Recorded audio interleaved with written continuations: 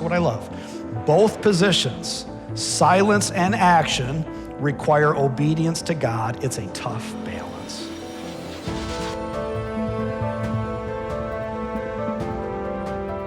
How does the godly man live in a godless nation? How do saints live in a culture that is sinful? Verse 13, 14, and 15. He gets very practical. He gives actionable steps. And guidelines this is how I view these. These are guidelines for the godly. Guideline number 1 in verse 13 is know when to stay silent. I love verse 13. Take a look. How should the godly live in a godless culture? Verse 13, therefore, he who is, what? Prudent. He who is prudent, wise, discerning, will keep silent in such a time, for it is an evil time. New Hope, guideline number 1 is know when to stay silent. We know from the expanse of Scripture that believers are not to remain silent all the time. In fact, keep in mind, Amos has been sent to do what? Amos himself has been sent to speak. In fact, the lion, what? Roars. There's a time to speak. So don't take chapter 5, verse 13 to be this unilateral statement that you're to keep silent all the time. But New Hope, let me at least address the passage. There is a holy balance that believers need to have. And what a word for our culture today. What a word for the godly today. That though there are times that we speak up, there are times when we got to shut up. Why? For it's an evil time. We keep this holy balance where we step into situations at time and we speak up to advocate for truth and justice.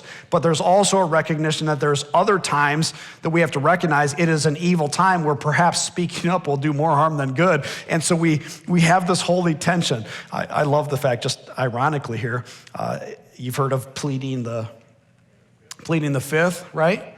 Well, from now on, I want you to think of the 5th chapter of Amos. I plead Amos 5, I plead the 5th, right? Where you don't have to angrily post on everything. You don't have to vent about everything. You don't need to speak up about everything. Not every hill is worth fighting for. And it's this recognition, and I think this is Amos's point, therefore let the prudent, those who are wise and discerning in the midst of a very corrupt generation, let those who are prudent keep silent, for it is an evil time. I ran this idea past our pastors this week, and each of them gave just wonderful responses about this delicate balance. But I share with you Pastor Christian's. Pastor Christian said this in regards to this idea of keeping silent. There are situations where we have no control, no sway, no influence. I think we remain silent on things when God has not placed influence or power within our reach.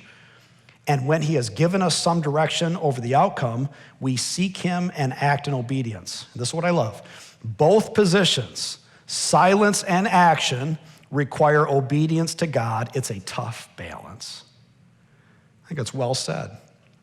So when it comes to your life, when you consider taking action or whether you consider staying silent, here's my recommendations based on this one. Next slide. My recommendations: to speak or not to speak. Well, ponder your audience. Who are you speaking to?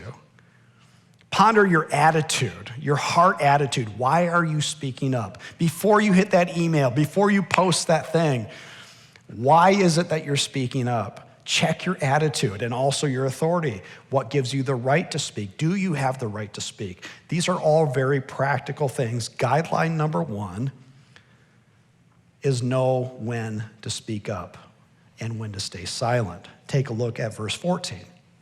Guideline number 2. Guideline number 2 is practice what you profess. Take a look, verse 14 with me. Verse 14 says this: seek good and not evil, that you may live. And so the Lord, the God of hosts, will be with you. What's the last phrase? As you have said, as you claim. I love that. What Amos is saying is, hey guys, you as a nation who claim that God is on your side, live like it. And then he'll be with you as you claim. Boy, does that ring a bell for this nation we live in today. I could imagine Amos coming into the culture in which we live and say, hey, you guys have that motto, don't you? That motto is that we are one nation under God. That's a great motto. But listen, why don't you live like it? Because then God will be with you as you have said. Oh, by the way, all of you sports fans who love to gather together, maybe the seventh inning stretch and sing, God bless America. I love that song, Amos would say. But how about this? How about you live like it, and then God will bless America as you have said. Oh, all of you who have dollar bills in your pocket, you have that wonderful motto on there that says, in God we trust. Amos would say, oh, America, I love that you trust in God. Why don't you live like it? And then God will be with you as you have said. Practice what you profess. Then God will be with you as you have said. And here it is, resolve to do right. He summarizes the trifecta of personal obedience here, of you with the Lord. The trifecta, three things. Here is his summary. Hate evil, love good, establish justice. In the gate, that would be in the courts.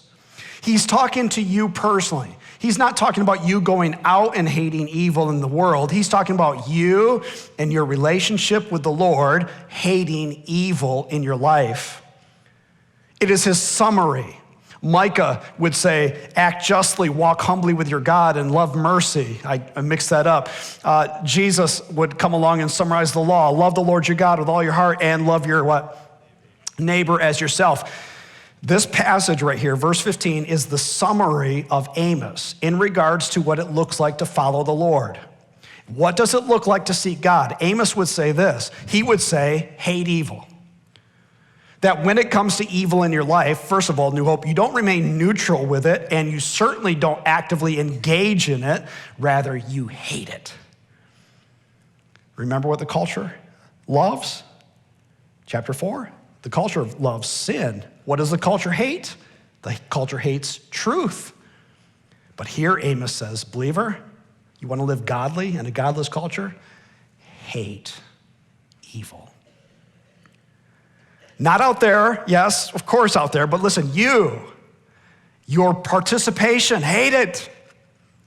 Oh, and don't just hate, listen, love good, pursue it, do it, act on it, love it, treasure it. Remember, what does the culture love? Chapter 4. Oh, they love to sin. Listen, New Hope, our culture may love to sin. We ought to love good, love doing what's good.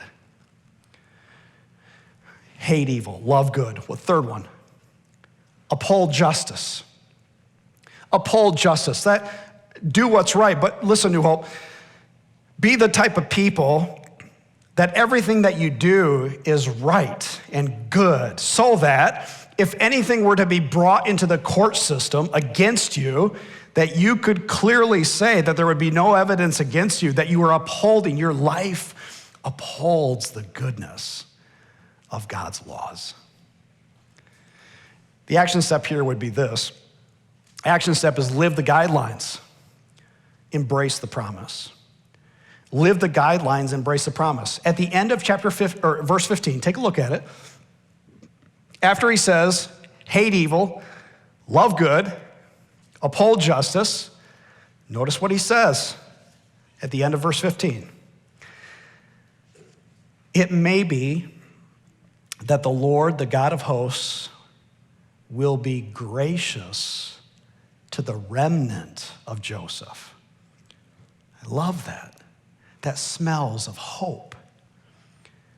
Amos is coming into the culture saying to the godly, listen, live the guidelines, embrace the promise. What is the promise? It just may be that this God of mercy will look upon the remnant, that is the few who are faithful and righteous. And what will the Lord do? He will respond with grace, with mercy. Is that not the character of our God?